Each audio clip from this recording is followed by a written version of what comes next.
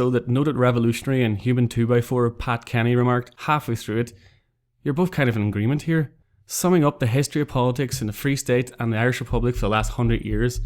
But although it's 2020 and not 1936, a time when the Catholic Church were waving blue shirts off to fight for fascism in Spain and ghostwriting the Constitution with De Valera through the medium of fear, cruelty and guilt, it's obvious the only difference between the two parties is the different ways they attack Sinn Féin. Micháel Martins, the Fianna Fáil leader, is a man with all the gravitas of a wet sock and the charisma of several more wet socks stuffed into a cheap polyester suit. Actually found himself arguing at one point that he was less of a total disaster as health minister than his opponent Leo Varadkar, who, fresh from being called a Tory boy and reincarnation of Thatcher by a member of the public, which by his usual standards of human interaction is a roaring success, seemed to be on a one-man charm retreat. He had the presence of a man who had just been told that there's an election, and well, somebody's gotta have to explain the last 9 years to the people. So uninspiring was this exchange that the only entertainment for the viewing audience was to cringe at the screen as Varadkar visibly strained to express basic human empathy. Surprising that he risked it though, since the only recognisable human characteristic he's shown before is a smug disdain for the poor and novelty socks in place of a personality. Both politicians were so thoroughly out of touch and unconvincing, I got the feeling that a lot of people watching, not in a dissimilar way to the fall of communism when people decided they just didn't believe in the system anymore, people in countries all over Ireland were having a similar epiphany. Two soulless, grey, opportunistic, empty suits with several fat state pensions with no vision for the future, or even worse, the exact same miserable vision for the future, that they don't actually have any intention of making us a real functioning country,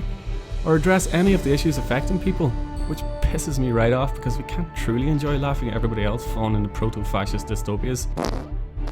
The beige, empty, waffling, mundane horror of the nature of our rulers, just placeholders for the status quo.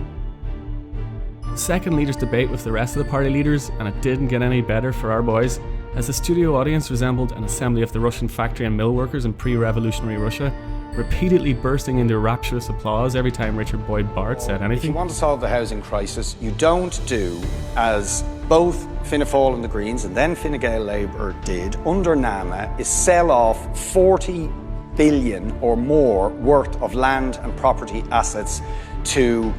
property speculators and vulture funds. Okay, that's the first thing you don't. Between which Mary Lou eviscerated them, showing the ruthless efficiency of Dennis O'Brien's lawyers trying to sue somebody for libel. To these men, you'd never imagine that one had crashed the economy and that the other is so fiscally responsible that he's producing the most expensive hospital in the world. So, Varadkar, often a man with a whiff of sarcasm about him, by the end had the energy of a corpse doused in acid and dumped into a mineshaft, whereas Micháel Martin, like an unstable, tightly wound ball of spite, the constant attacks at the Sinn Féin leader just give the impression of him petty and disingenuous.